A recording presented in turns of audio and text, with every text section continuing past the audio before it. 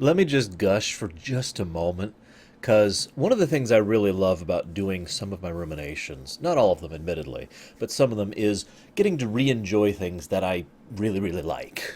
You know, when I got to replay Half-Life 2 was pretty much it was the beginning of that thing for me, you know, when I started actually playing the games before ruminating on them, and watching the movies, obviously, before ruminating on them. You know, but going back and rewatching Star Trek 4 was just a huge treat. I mean, it was for Star Trek 2 as well. Oh, I love that movie so much. But I just really enjoyed Star Trek 4.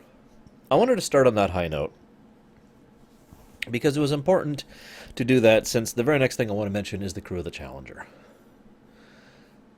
I know at least some of my audience knows what I mean before I explain, but allow me to elaborate for those of you who are not aware or weren't around when this happened. The crew of the Challenger. It was a NASA incident. I don't want to go into details. They died. There was an incident, an accident, part malfunction, blah blah blah, and they all died for nothing, for no reason. You know, there was no big thing. They didn't die gloriously. They didn't die accomplishing some great good. They just died because of a fluke, and that sucked. I was actually watching television when that happened. I was watching that launch when that happened. I mention it here because that incident happened about 6 months before this movie came out. They were already well into production and mostly starting some post stuff with this movie by the time that incident happened. Now, I'm not bringing it up just to give some gloom and doom to the situation, but rather to mention two things that I feel are worthy of note. Number one, some people forget that the interest in the space program here in the States was really high up until that incident. There is no denying that that interest has dwindled ever since, and arguably has never actually recovered since that incident, the Challenger incident. Whether that's related or not, that's more a matter of opinion, but the facts are undeniable. Number two, as a part of that, there was a sort of optimism about space exploration and the things we could do in space up to this incident happening. And that kind of evaporated. I mention this because this is going to be relevant for what I'm about to talk about, the first big discussion point I have here in my notes. And that is the fact that this movie, I feel like it's something we needed. I know that sounds horrible, but we needed to just see a lighthearted romp about life in space. One of my favorite descriptions of Star Trek ever was the fact that it was just a lighthearted show about life in space. And I like that description. Because even if it doesn't adhere to any dogmatism of the Roddenberry ideal or anything like that, it nevertheless speaks to the optimism that lies at the core of the Roddenberry ideal. It speaks to the idealism of we can do better, we can be better, we can have better, you know? I've often felt that that's one of the reasons Star Trek, remember I mentioned this back in Star Trek 3, I've often mentioned this is one of the reasons I feel Star Trek appeals to so many different people. There's an innate idealism in the series that has basically always been there. And I like that. And I think we needed that back when this movie came out. Imagine if Star Trek 2 had come out. Oh, God. So, three perspectives. Common viewers, science fiction fans, Star Trek fans. Virtually everyone likes this movie. Now, I mentioned back in Star Trek 1 that if you liked the movie genuinely and you wanted to tell me why, that would be awesome. Obviously, that has gone live as of the time you're watching this, but from my perspective, that episode, that rumination, has not gone live yet. So unfortunately, I have not been able to comment or thought about any of those things because I can't see into the future yet. I'm still working on that. So what I mention here is I don't actually want you to do this because I imagine there's plenty of people who actually don't like Star Trek 4. Now, I only personally know one person. I'll discuss that in a minute. But it's probably a lot more common to have people who don't like Star Trek 4 than people who do like Star Trek 1. Hence the reason I mention this. If you want to still tell me you hate this movie, sure. As long as you're well-reasoned in your comments and don't bash my other viewers, I'm okay with it. If you want to bash me, well, I'm not going to like it, but that's okay as well. But getting back to my point, Star Trek 1 was barely a success. It made its money back just enough to basically greenlight Star Trek II. Star Trek II had a shoestring budget and was a was a huge critical success and a minor financial success. That greenlit Star Trek III almost immediately, actually.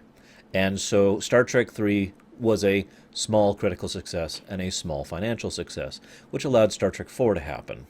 However, Star Trek III, I mentioned this chain of events because Star Trek IV is arguably the apex of all of Star Trek. I know this sounds weird, because unfortunately we live in this world, not any other world, and money is kind of what makes this world run, and has for a very long time.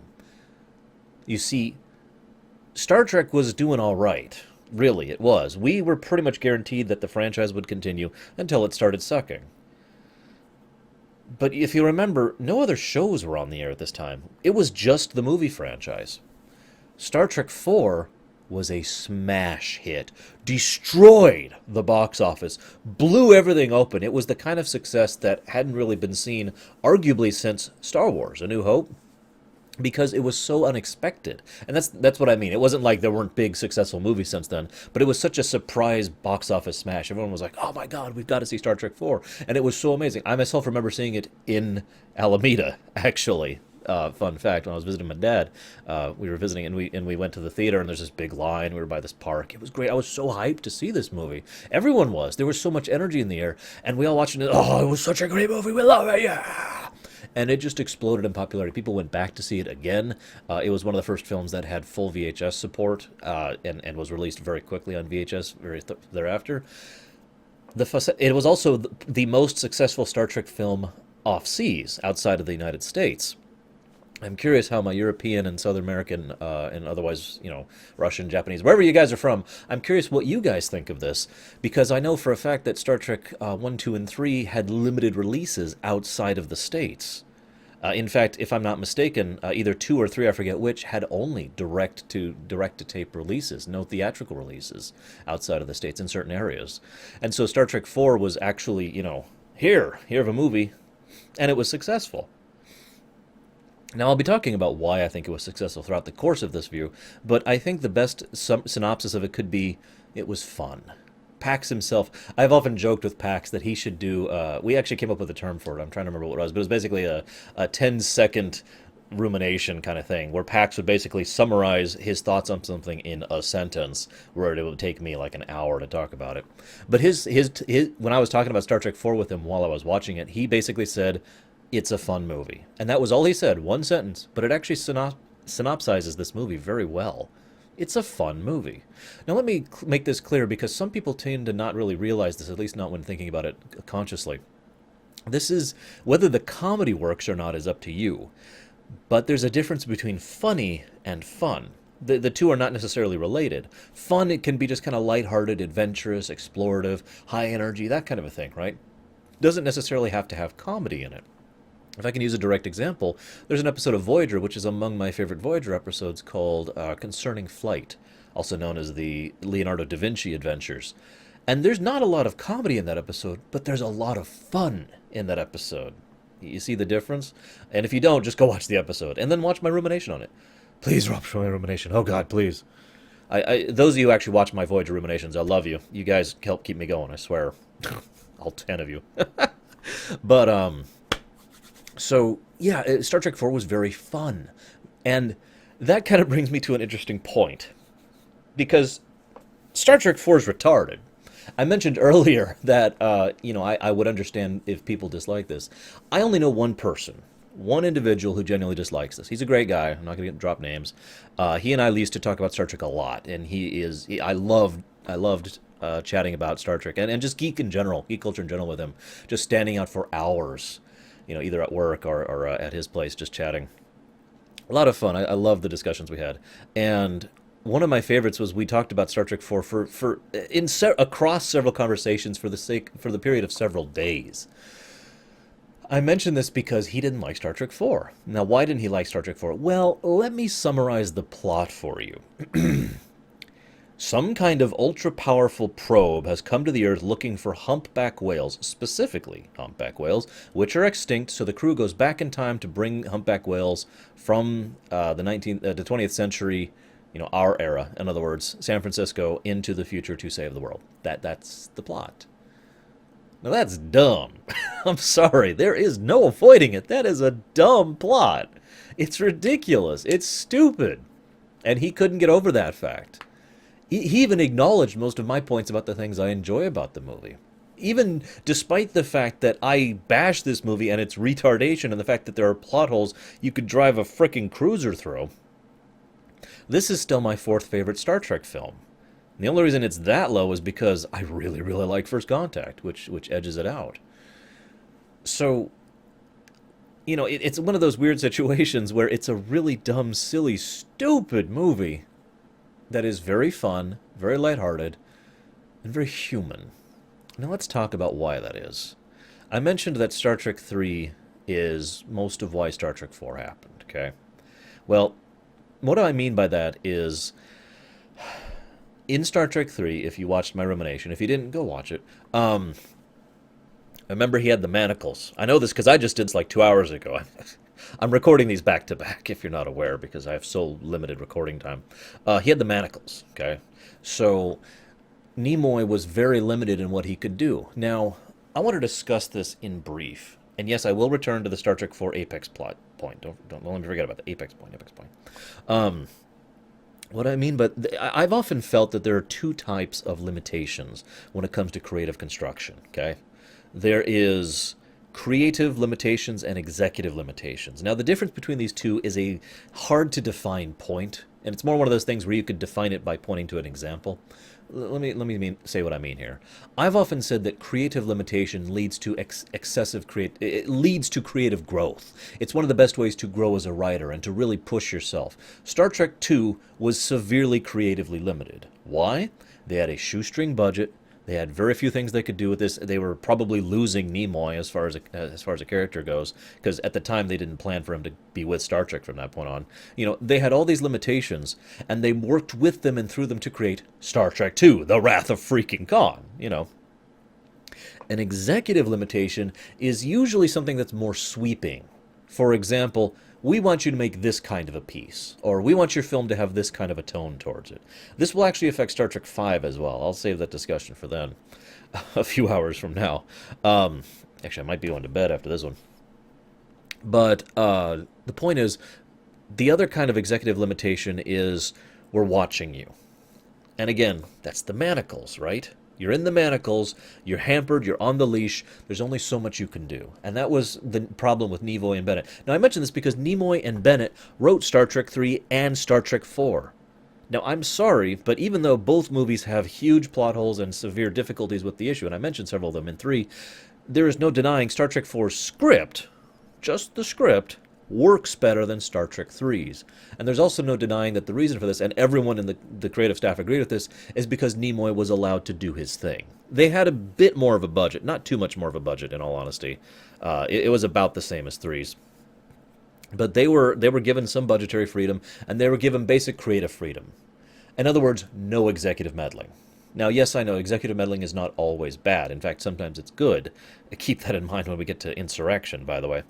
But there was no executive meddling, so the only limitations were the creative ones. Well, what were the creative limitations? Number one, we're stuck on Vulcan with a Klingon bird of prey, Burrell class, with a crew that is, we'll go ahead and put this on the second point, with a crew who is facing court-martial and possible exile and all that fun stuff. Spock, who may or may not actually still be himself and is still recovering from death. And, of course, we have the pregnant Saavik. Yes, I know that didn't make it into the final draft, but it was still an aspect of the story when they were writing it, as I'll discuss in a bit. These are dark problems and dark elements which they decided to use in a unique way, because unlike what happened with Star Trek V, the desire to make this film lighthearted, fun, adventurous was done by the creators, by Nimoy and Bennett. They said, let's have a break. Let's do something fun. Nimoy wanted a movie with no central villain, no central antagonist, no big obstacle to overcome that was horrible. I mean, now you say that they did have a big obstacle to overcome, but at the same time, they don't defeat the probe. They reason with it. They negotiate. They diplomatize their way through. And that leads back all the way back to what I was talking about at the beginning, that idealism, that optimism. It has actually been debated and argued that nobody dies in this film. Now, that may not sound odd, but that would make this the only Star Trek film where nobody dies. Think about that for a moment. It's interesting because some of the elements of this film could be seen as very dark, but really, they aren't. It's more an aspect of us struggling to be ourselves, our better selves, in the face of something horrible and succeeding at it. Which again is that idealism and optimism. It's not just that we're decent people, it's that we went through hell and we still managed to make it out without having to beat our way out, without having to destroy our way out, you know? Now, I promised I'd talk about how Star Trek IV is the apex of the Star Trek series. Star Trek IV was a smash success. Money. It made a lot of money. It made so much money that Star Trek was greenlit for Star Trek V instantly. And one other thing happened as a result of this. Star Trek turned to Roddenberry for the first time in, at this point, I think it'd been like 6 years, 7 years, something like that. It had been a while since the motion picture. And said, Roddenberry, we're prepared to fund you to make a new Star Trek show.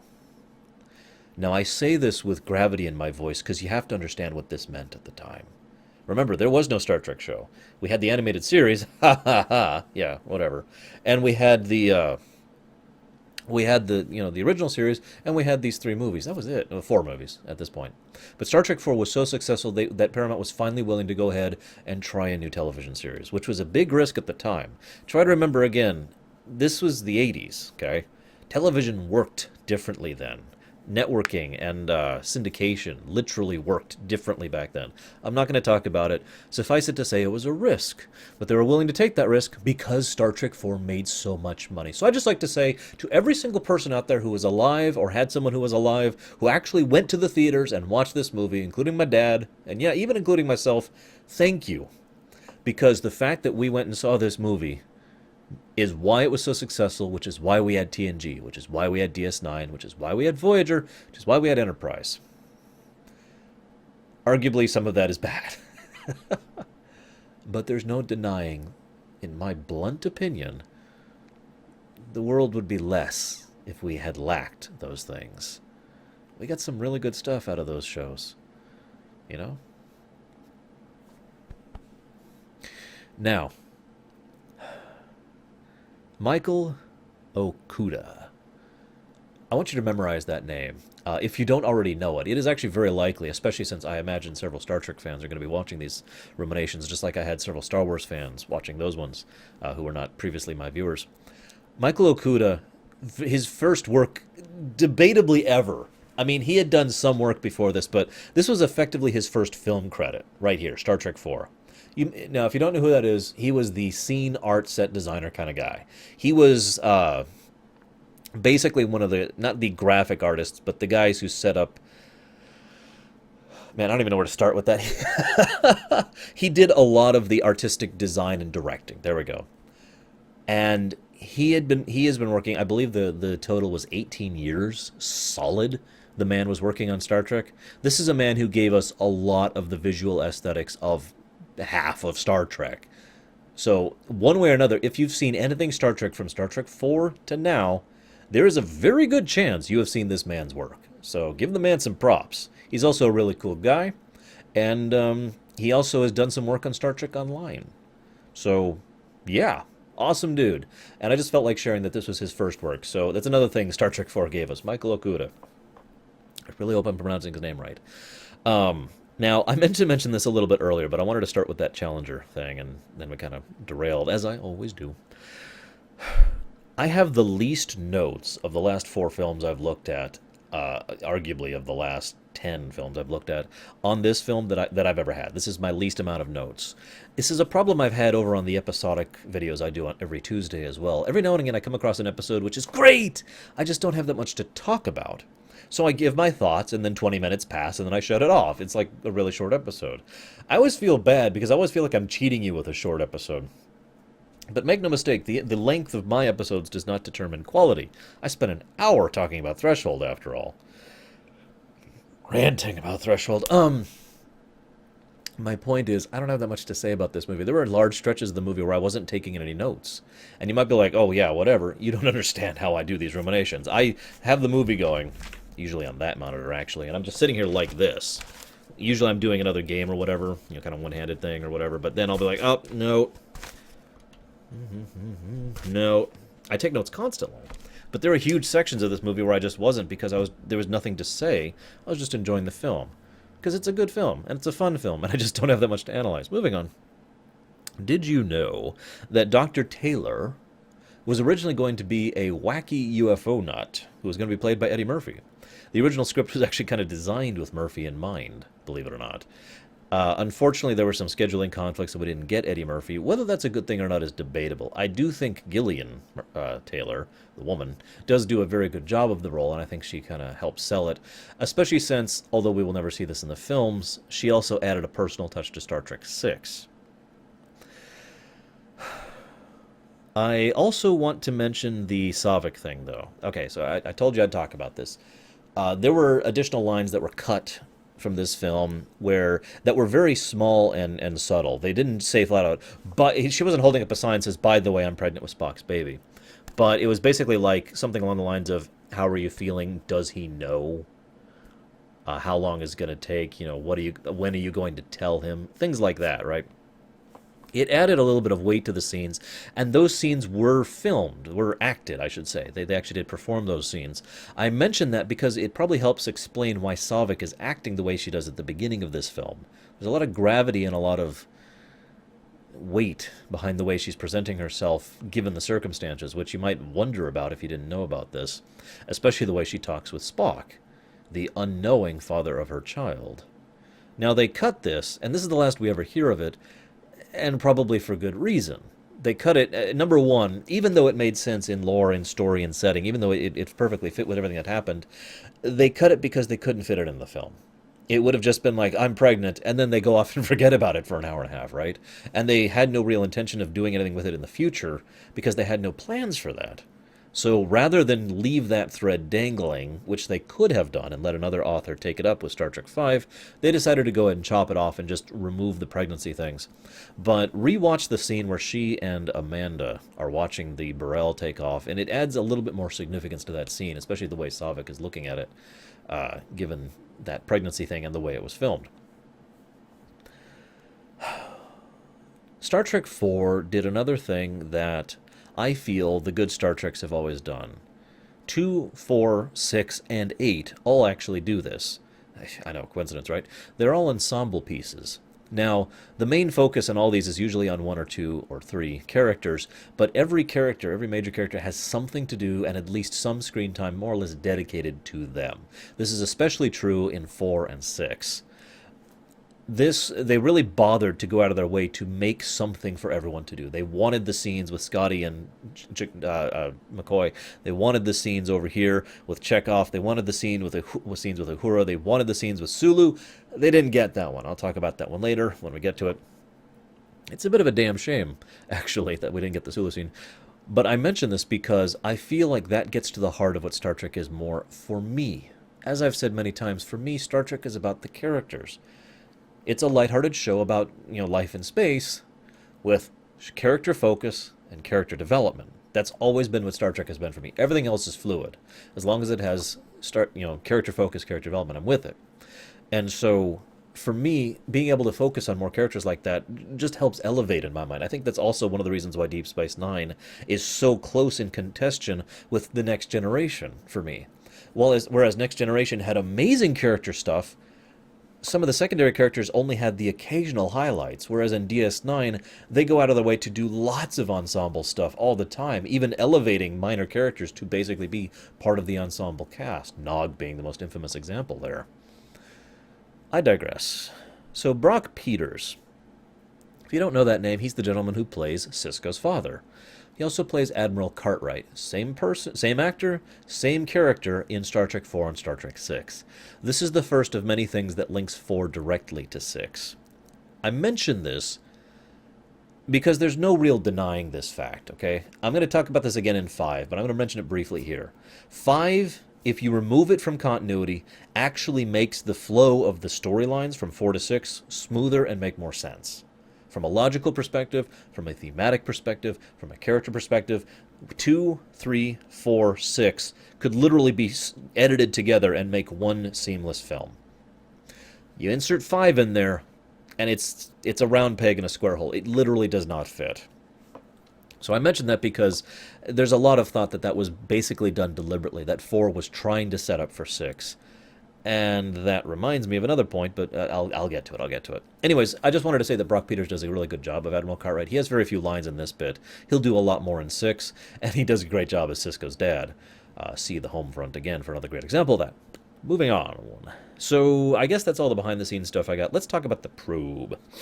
For those of you who don't know, there's a whole book called Probe, actually. I recommend it. It's one of the very few Star Trek novels I actually recommend you read. I also recommend you read Q Squared and the Q Continuum trilogy. Maybe Vendetta. That's debatable. It's not that great, but it's still good. And that's it. Those are the Star Trek novels I recommend you read, in case anyone was wondering. Probe really elaborated on the probe, and it's no wonder why. They never do, ever, across the rest of Star Trek, so it's not in canon. But the probe is the kind of thing that almost begs an explanation. Now, I've talked against this idea before with regards to the Reapers over in Mass Effect. I felt like the Reapers shouldn't be explained. But part of that is because the Reapers were a threat, an enemy, an obstacle, an unknowable, malicious force, right? The probe is decisively designed to be not an enemy. Remember, I talked about that before. We don't defeat the probe. We talk things over with the probe. We convince the probe through diplomacy, albeit a very unusual form of diplomacy, to leave us be. And it is emphasized more than once in the script that the probe had no malicious intents towards us, which is, well, it's dumb. I'm just going to say that, but whatever. I'm sorry, any species or device which is sufficiently intelligent to be this grand thing that the probe intends to be would probably be aware of the fact that evaporating the oceans, ionizing the atmosphere, and blocking the planet off from its sun when they're trying to contact a creature on that planet is probably not a good idea. Especially since, don't forget, it can turn that off. It can turn off its doom beam, or whatever you want to call it, that it's sending out constantly, because it does, and so even as it's leaving, the beam is off and everything's restoring power, right? So, don't give me that. Whatever. Point being, the probe begged an explanation, and none was ever forthcoming. The one we got in the book was actually kind of interesting. Basically, the probe was actually not that intelligent. It was basically a very, very, very, very basic artificial intelligence running the thing, working for an ancient, aquatic-based species, and all for all intents and purposes. And there's a lot that can be discussed and thought about. Sci-Fi Debris infamously spent a while just discussing the possibilities of evolution and what could evolve in order to create something like a probe, etc., etc. I'm not going to discuss any of that here because, frankly, I don't feel there's anything interesting worth talking about it, especially since it's already been talked about, so I don't really have anything to add to the discussion. But I do want to mention one thing. One of the things I liked about the probe was its presence is what caused those problems. This is something that I've always just liked the execution of when it's done well. I mentioned this back in, I think that was Scorpion, how the mere existence of Borg cubes would distort warp space and subspace around them because of the massive amount of power that a single cube uses in order to function. Simply to move an amount of mass that quickly and with that level of agility is insane, right? And so I liked the idea that a cube going by would literally disrupt local space. It's the same kind of idea. I like the fact that this probe, just by being here, is causing all these problems and hitting these power drains. One other thing, though, I want to mention about that. There's a line about a crew of the Saratoga or the Yorktown, I forget which, that they are literally, their engineer has an idea. I love this. It's a great idea, by the way. And this is some really good thinking. They're going to deploy a solar sail. Why? They're going to build and then deploy a solar sail in order to get enough power in order to keep the life support system going long enough to keep them alive, to keep them surviving. Something about that really struck me, not just as horrifying, but ingenious. The probe, by its very nature, is actually a very horrifying thing when you think about it. Now, It has been mentioned in Star Trek Online and in one episode of Voyager that one of the worst things that could happen. I'm sorry, no, this actually came up in TNG as well. My apologies.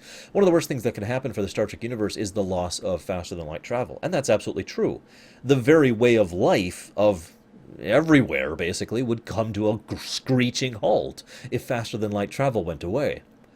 But one of the things I find more horrifying in a more generalized sense, that it goes past just Star Trek to all science fiction that involves space in general, is losing power.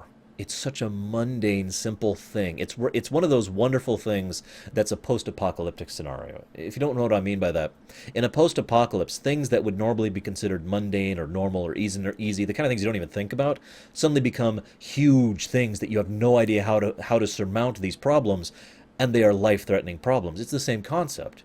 You're on a ship in space. You lost power.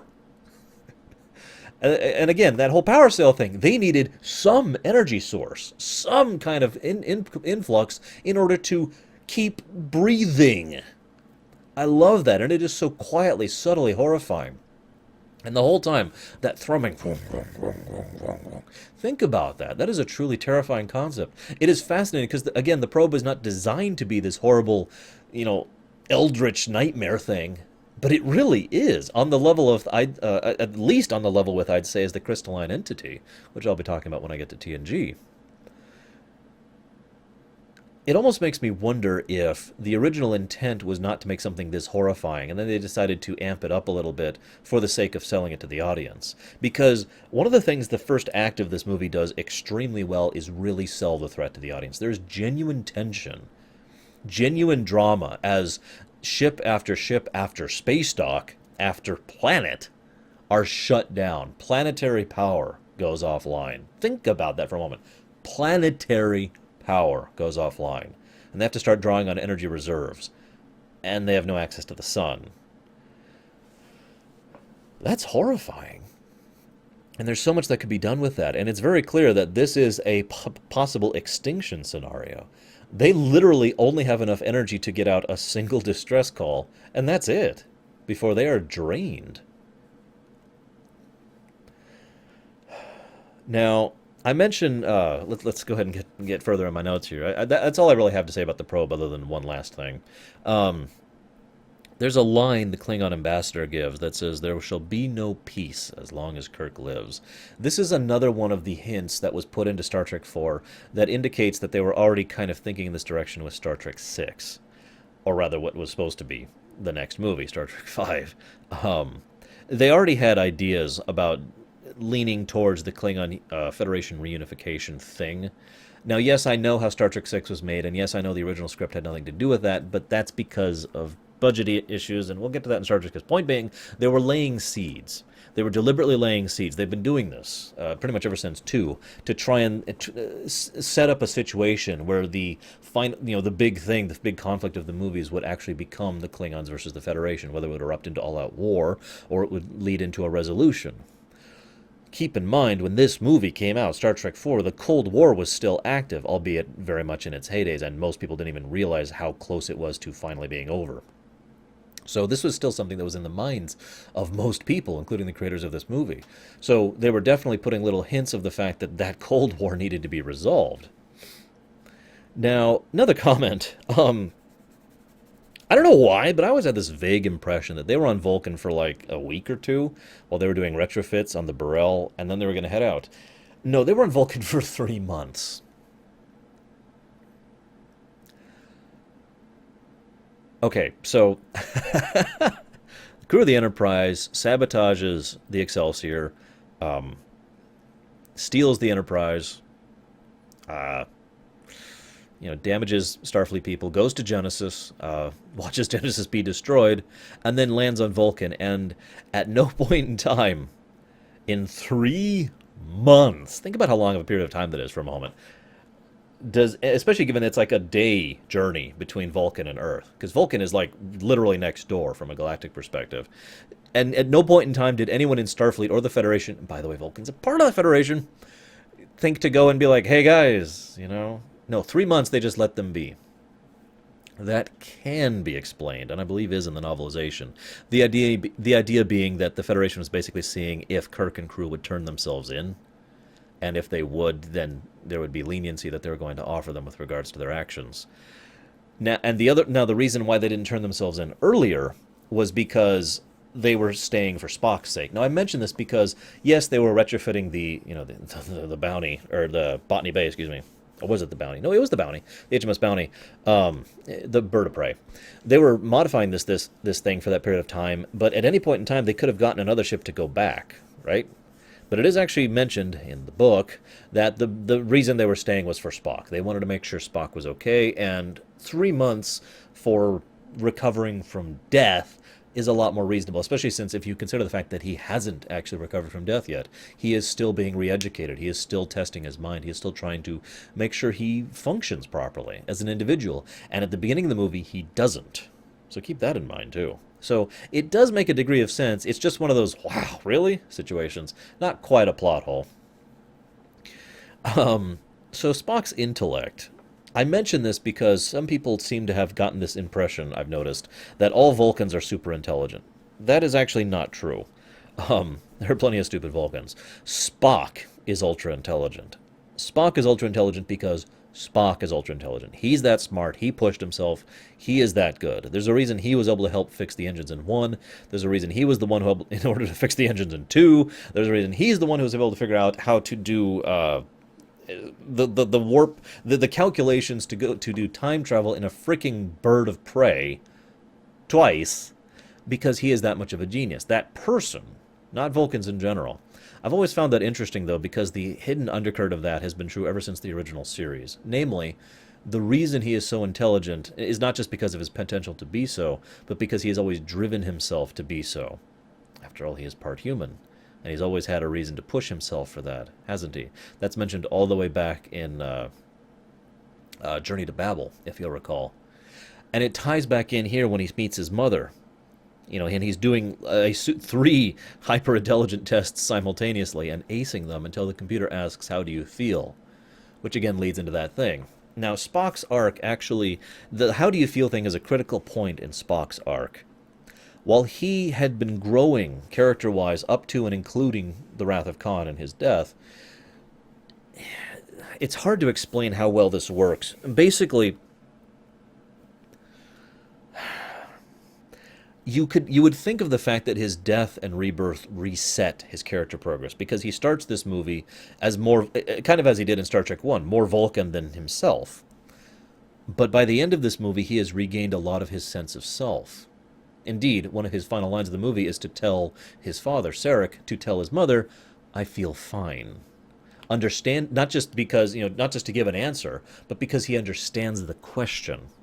See, this is why this is a critical part of Spock's character arc, one that will be finally finished in Star Trek VI. Spock is not a Vulcan. Spock is not a human. If you're paying attention, this is the same character arc that would eventually be patterned onto 7 over on Voyager.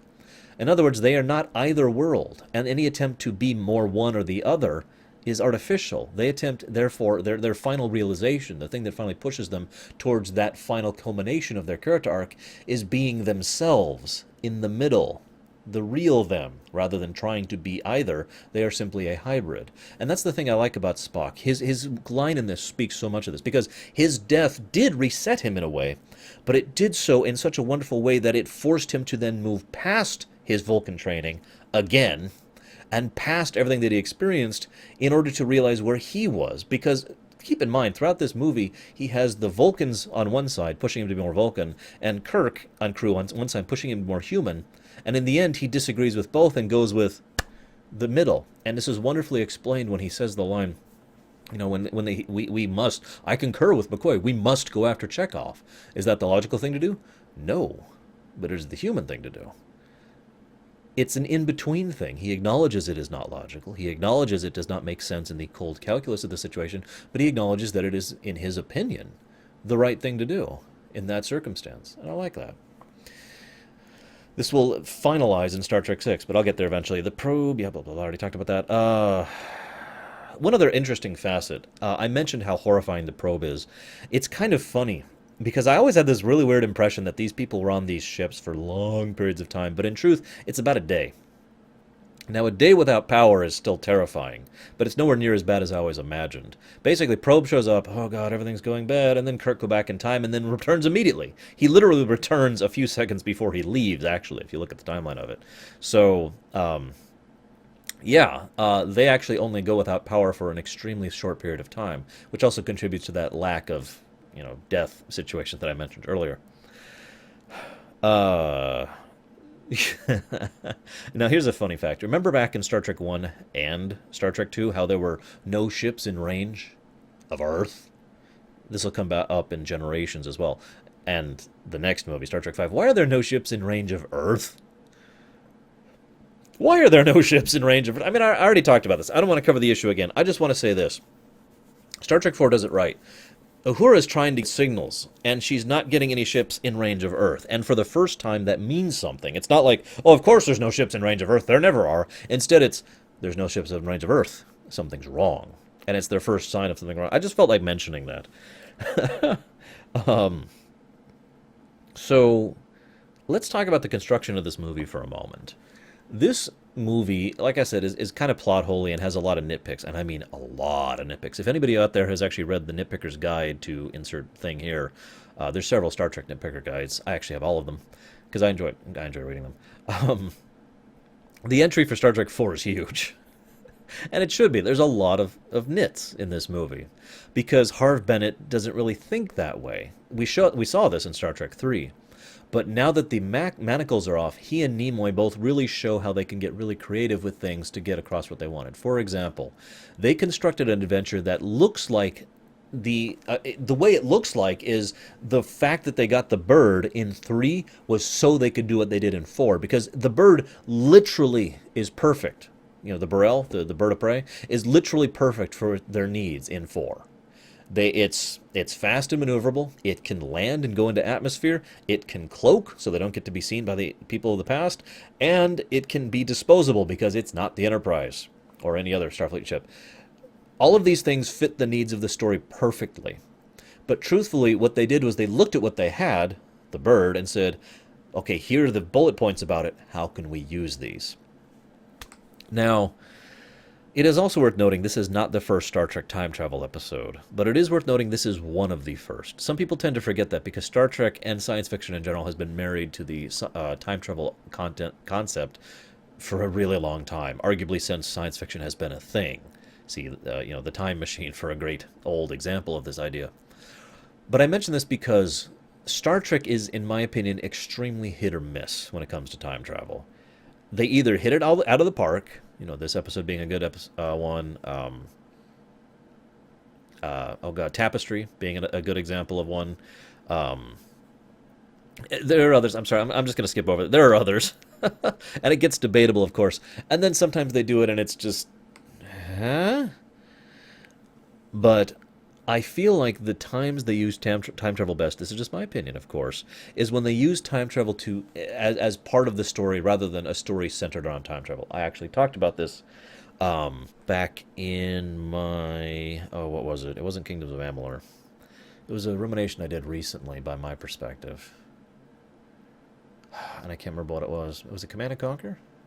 Anyways, it was one of my recent things where I talked about how, in my opinion, very few time travel stories were good. It was mostly stories that involved time travel, and whereas the time travel was in service of something else, characterization or setting building or whatever, that actually worked. And this is a good example of that, is all I'm trying to say. This is a good example of the time travel being effectively incidental and more a way to get, as a vehicle to get to the actual fun adventure characterization of the past. So I mentioned there's a lot of nits in this movie, and there are so many. I actually had this funny thought of literally pulling out my nitpicker's guide. It's in that bin right over there. And just going down the list and just listing them, because there's dozens. I have decided not to do this. I think I'll mention like 2 over the course of this. How does the bird of prey, which is sitting in Golden Gate Park... By the way, I have lived in and been to San Francisco many, many times. Golden Gate Park is not that empty. How does a freaking Burrell-class bird of prey just sit in the middle of the park, plain as day, really? Big indents, wham right into it, and nobody notices it for however many days they're here. Now, if I'm not mistaken, they actually only stay here 3 days, I want to say. because there's the first day, and then they do that, and then that's the end of that, and then there's the second day and the third day. So I think, yeah, they're only actually here 3 days. But even for 3 days, really? Moving on. That being said, where are we next? Where are we? Okay, so I like the fact that they showcase the fact that the Burrell. I'm sorry I keep calling it that. I think in terms of classes of ships rather than, bird of prey. I'm the guy who called it the Executor for forever rather than Superstar Destroyer, to give you another example. I like the fact that the bird is shown as just barely having the power to make the thing. I like that because it emphasizes 2 things. One, why don't they do time travel more often? Well, it's difficult to do and very, very, very easy to screw up. Star Trek Online actually touches on this with a mission where you are authorized to do time travel in this one circumstance, and it might screw up. And if you screw up, the second reason I like it is it emphasizes that they're in the Bird, which is a much, much weaker ship in every way to the Constitution class cruiser. So I like that. Then we get into an art film. Now, when I first saw this in the film, I thought that there was actually, this was legitimately my thought process. I thought there was a problem with the film.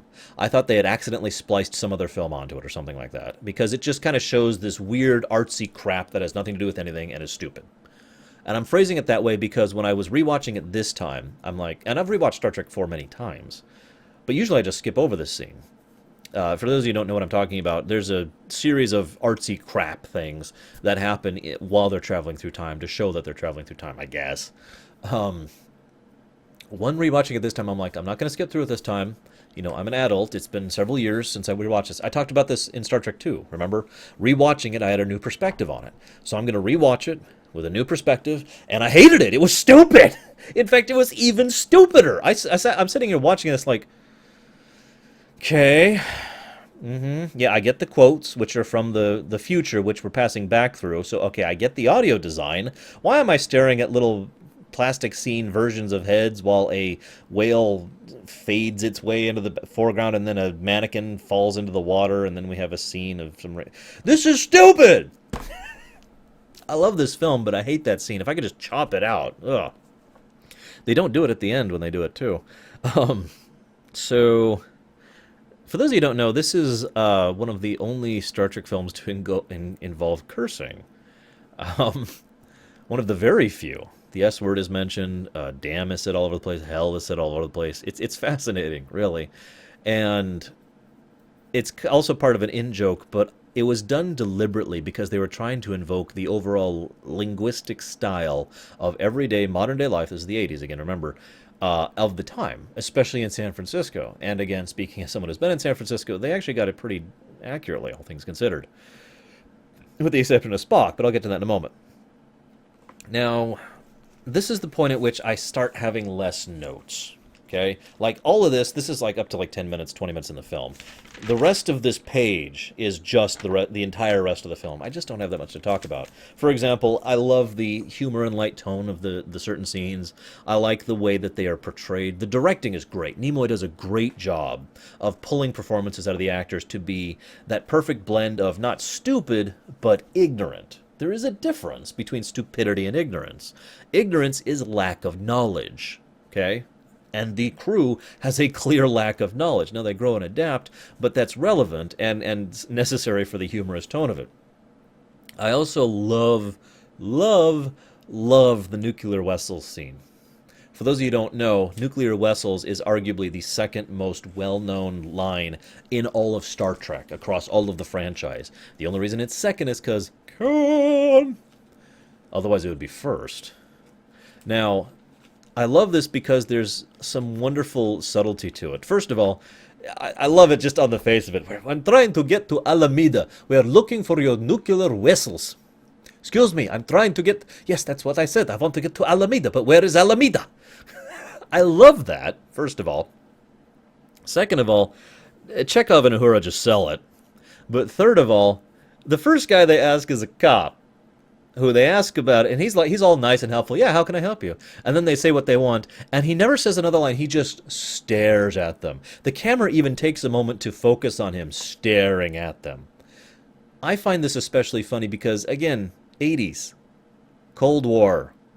This was still actually happening. And an incredibly Russian guy comes into the middle of San Francisco asking where we keep our nuclear vessels. I cannot help but be amused every time I see that scene. And just because if I don't mention it, someone will bring it up. The woman who spoke, the woman who actually answered them, she was asking the assistant director, should we talk? And they were basically not giving her a straight answer. They were just like brushing her off because she was an extra. For those of you who don't know, extras literally have different rules and regulations for how they work in Hollywood. This has always been true.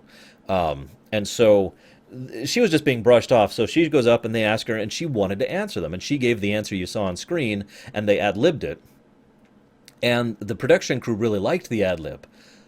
But the problem is, extras go under different rules. So they literally had to get this one woman, who was even uncredited for this, and to my knowledge never did film ever again, into the Screen Actors Guild, the SAG, specifically so they could then pay her the $50 for this one line, because that's kind of how Hollywood works. Just a fun little anecdote.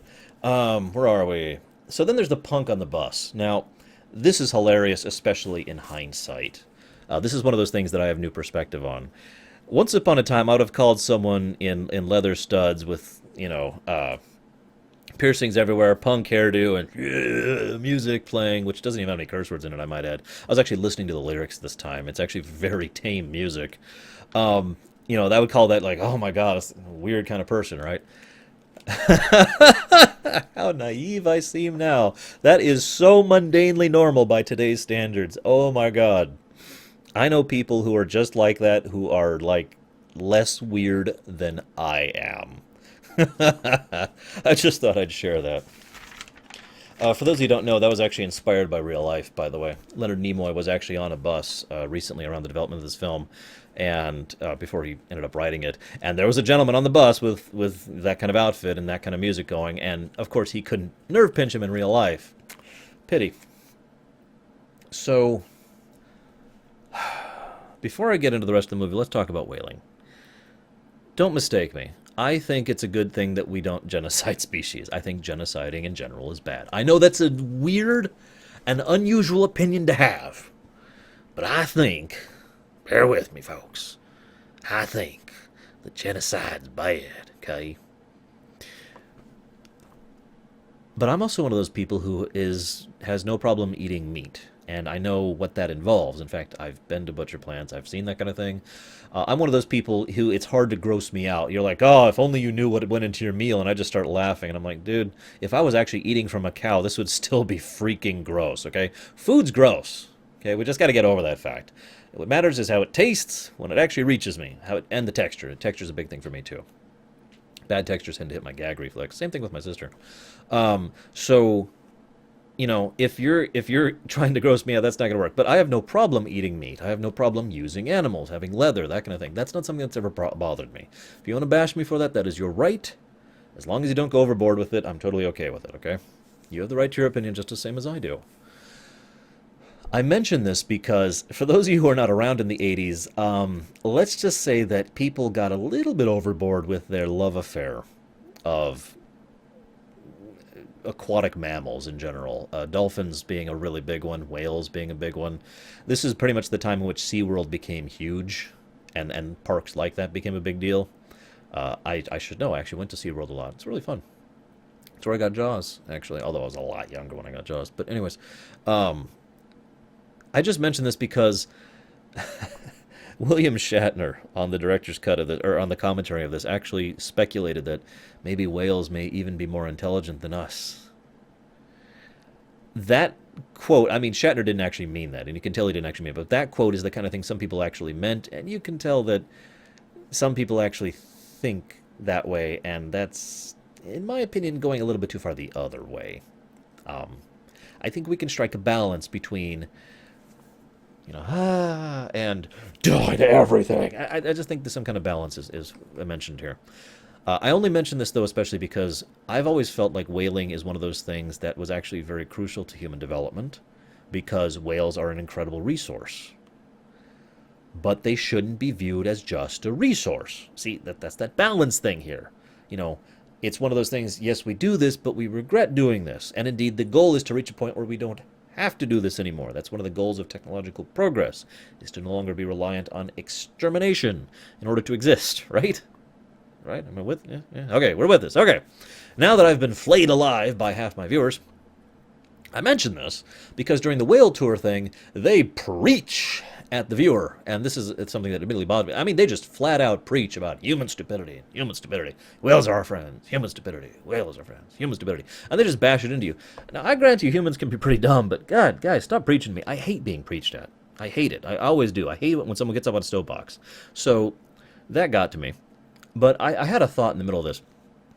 I want you to imagine you went to a whale tour because you want to see a whale.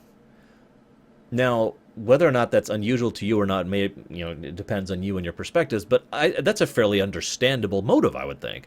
I want to go see some whales. I like whales. They're cool. They're interesting. I want to learn more about them. Duh. Okay, we're with it. Let's go watch them be butchered alive and sliced open and have their guts spilled out over the boat. Why is that on the whale tour? Now, the real answer is the obvious one. It's there to, A, preach at us, which, hug the whales kind of thing, but also, B, because it's necessary for the plot. I mentioned those plot holes. I'd only mentioned a few of them. This is another one of them. It's just, why does that happen? Moving on. So then Spock mind melds with a whale. It's worth noting that this was Nimoy's idea. Kirk's reaction's great. I really was. It just... He has no idea what to do about it. He literally is just like, okay, whatever, we may have just lost everything. Gotcha. Trying to recover. That being said, I like how, what's her name? Gillian's response, Taylor, that's her name. Dr. Taylor's response is so angry. I find that interesting because I've been to SeaWorld, in this era, no less, in the 80s. That kind of thing, people trying to get into the things just because they wanted to be closer to the whales and the dolphins and whatnot, was actually really common. They started setting up rules and regs specifically to prevent that. They started setting up specific things where you could, under safe circumstances, get close to or touch a dolphin or swim with a dolphin to satisfy that desire. So, seeing a guy jump in a tank with a humpback when obviously no one stopped him getting in or out, I'm not sure why she was so bothered by that, but I digress. The hell. So for the rest of them, for the next two scenes, Spock interjects. This is great construction. In the previous scene on the bus, they talk about colorful metaphors and how people speak with interesting colloquialisms, right? Well, Spock then spends the next two scenes adding the hell to almost every sentence he says. The hell I didn't. I didn't. The hell this. The hell they aren't you. Or the hell. And he just does it in the perfect tone. From what I understand, they had to do several takes because Nimoy himself just had trouble maintaining that perfect tone of utter, just lack of understanding of what he's saying. The hell I didn't. The hell this is. That kind of thing. It's really funny, though, and it really lends itself to the very Abbott and Costello feel that Kirk and Spock have. Their duo on the beach and in the truck is just amazing. That's all I have to say about it. Their interplay and counterplay between each other is phenomenal. Moving on. So then we get to Scotty and McCoy's duo, which is also awesome. Now, I've said it before and I've said it again. DeForest Kelley's great. And James Doohan, well, he had some issues, nevertheless was really great. And he really, really sold his performance of the uppity, no, I refuse to do this kind of a thing. And I don't know, just watching the two of them act together was really brilliant. I would be remiss if I did not point this out, but Scotty starts typing like this and manages to plug in transparent aluminum into a Macintosh Plus from the Apple Computer Company system. Speaking from experience, those computers cannot display images as fast as it was displaying unless it was actually a pre-rendered image slideshow, which is what they actually did for the show. Thank you, Michael Okuda. Just felt like pointing it out. That's all. I just noticed it. Don't hate me. Doesn't bog me. It's something that occurs to me every time I see that scene. It's still a great scene because, after all, who can forget? You can't see my mouse, can you? Wait, I got my spare mouse. It's over there. Computer.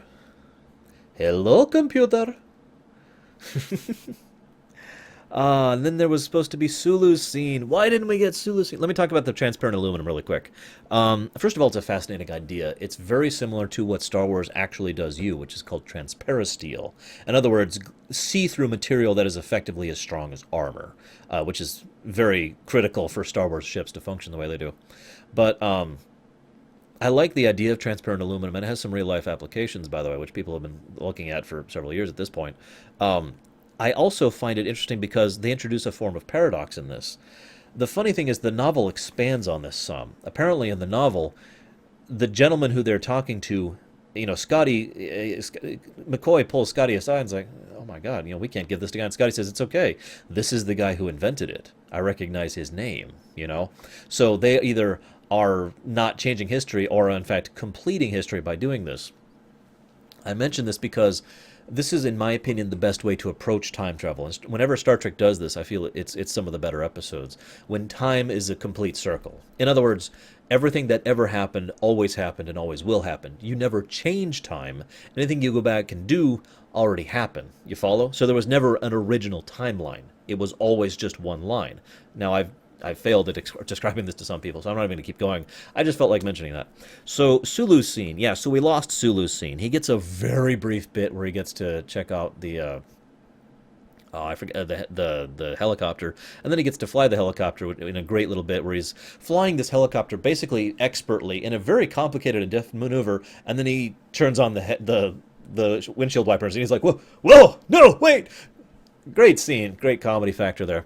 But I mention it because his original scene was he was supposed to encounter a young child who was actually his great-great-grandfather. There's supposed to be some interactions with that, and he was supposed to talk about him and the way his family had moved here, and they were thinking about moving away, but he really liked San Francisco. There's going to be a whole character piece there that we lost because the child actor, I know this is going to surprise you, was a child actor. And as anybody who works in any form of film or games or any fictional production whatsoever knows, don't work with child actors if you can avoid it. They're just almost never worth it. And this kid could not perform to save his life. I'm not necessarily blaming him on that, but it is a shame that we lost that scene. The scene's still in the novelization if you want to read it. So I like the subtlety in Kirk's approach to Dr. Taylor. And I know you're like, what are you talking about? He flat out hits on her and then is just bluntly honest with her. Yes, but there is an undercurrent there that I really enjoy. It speaks to that idealism and optimism again. Kirk is in a horrible situation, and in most modern works, someone who has gone back to the past would probably not even try to tell them the truth, because they're not going to believe them. They're not going to believe we're from the future or from space. They're going to think we're some crazy or wacko, or we're lying, or we're selling something, or we're on drugs, or whatever. I mean, there's so much cynicism and so much bitterness. There's no possible way that we would actually open ourselves up to the idea of telling them the truth and having them actually believe us. Kirk, being willing to do that with her, speaks quietly to that sort of idealism, that optimism, that hope in the human ideal. The idea that this person might be better than just the sum of her parts, and she might be willing to understand and trust him in the way he is reaching out to trust her. He trusts her first, remember. He tells her the truth. She doesn't believe him, weirds out about it a bit, but moves on with her life. But then she comes back and repays that trust by actually trying to find him and, trying to save the whales. I like that. And again, it's that optimism and idealism that's basically the theme of this movie, if you're paying attention. It's the closest thing this movie has to a theme other than one other theme, which I'll be getting to pretty soon, I'm pretty sure. Poor Chekhov. I love Chekhov's scene. Walter Koenig he plays a decent amount of roles. He's played the grizzled veteran. He's played the incredibly evil bastard. He's played the young, inexperienced officer. He's played the seasoned veteran, who looks back fondly. He can do some wide variety, but here he plays the straight man, utterly straight-faced.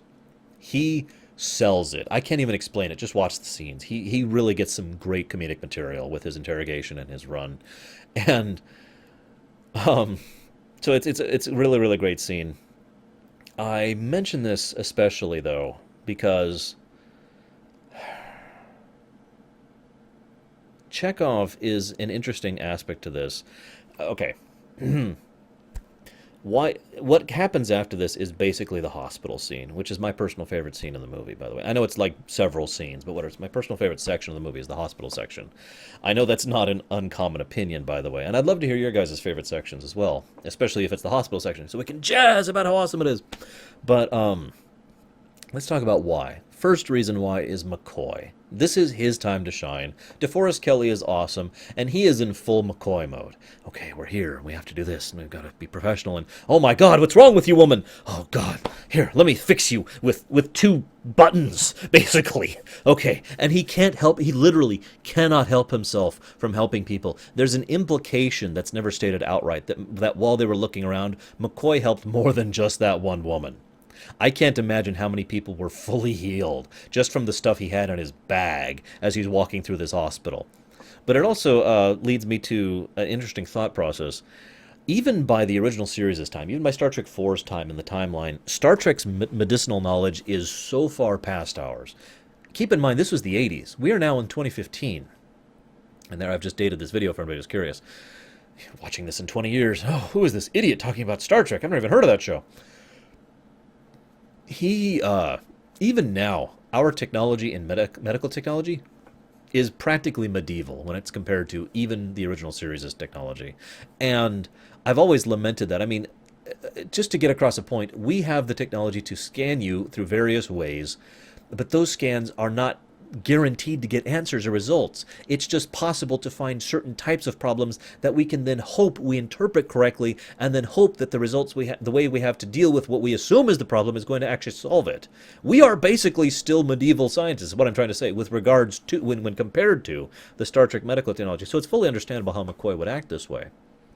Never mind by the time we get to like Voyager's time, when the hypospray can cure half the things that exist on the Earth right now. But moving along.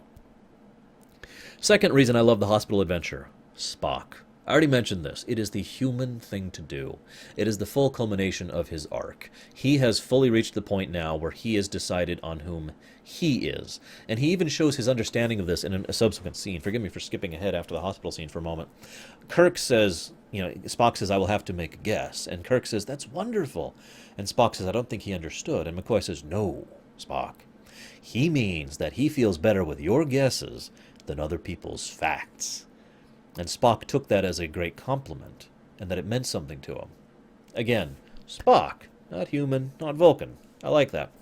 Third reason I love the hospital scene is obvious, really. There's very high energy in it. It has real tension with regards to Chekhov, and it's really funny.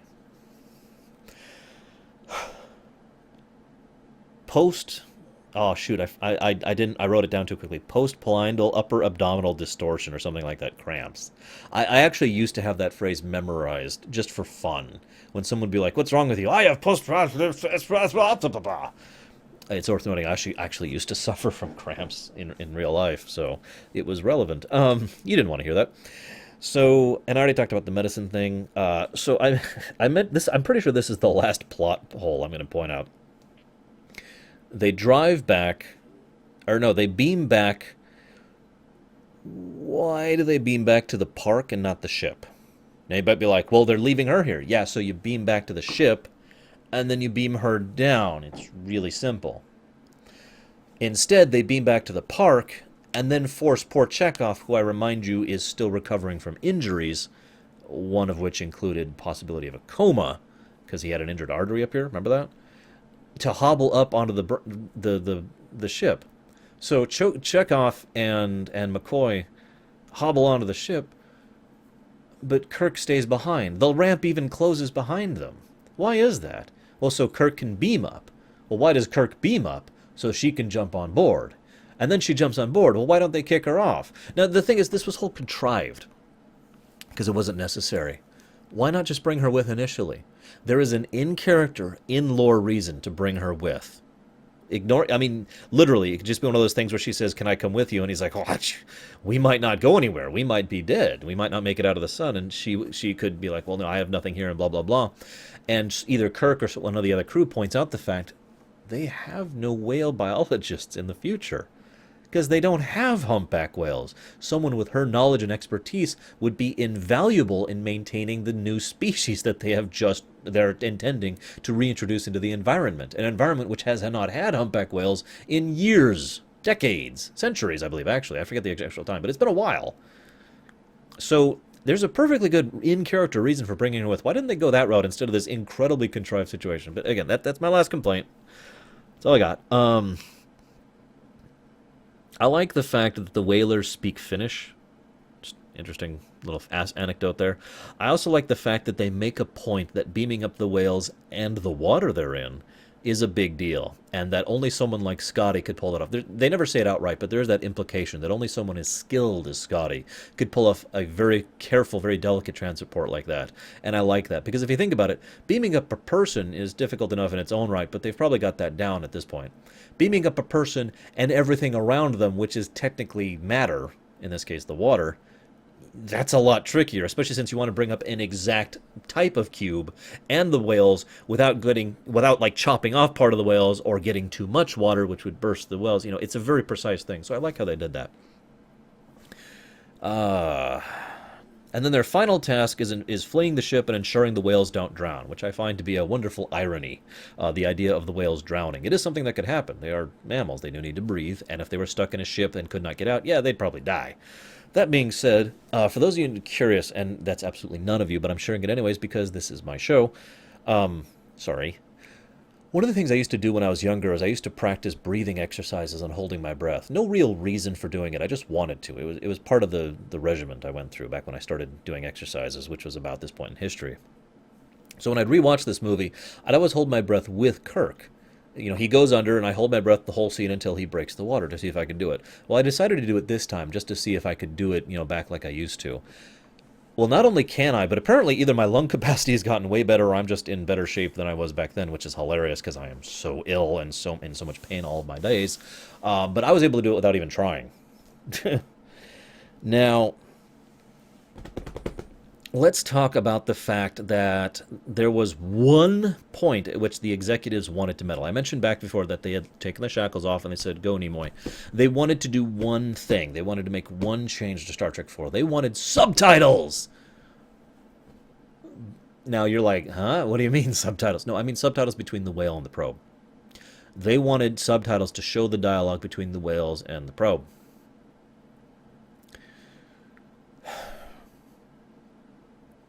I got nothing, guys. If any of you out there have a legitimate reason why that would be a good thing, please feel free to share. I got nothing. That just sounds ridiculous. I actually like it without the subtitles, without knowing the conversation piece, especially because we know what's being conferred. We do. Remember, Spock himself already said, Gracie admits that what's going on is wrong and stupid, but she holds no malice towards humanity for it, and she is sympathetic to our plight. So, we know what she conveys to the probe. We just heard it from Spock's mouth. We can infer the rest. We don't need, so, how you doing up there, Proby? For those of you who have not watched Sci-Fi Debris, I'll recommend you watch his Star Trek 4 thing because he added his own subtitles for this section, the whole section, which are pretty funny, in his own particular idiom, if you happen to like his humor style. So they cut Admiral Kirk down to captain for the final time. He will end his career as a captain. It's an interesting situation because it's a complete false punishment, and no one is pretending otherwise. I like that. Too often in real life, we have to follow the rules, or we have to do the things even though they're wrong. I'm just going to say it that way. Even though the law is wrong sometimes and doesn't apply in certain cases, I like the fact that in this movie, they took the law and used it to do something good, to reward Kirk for what he'd done.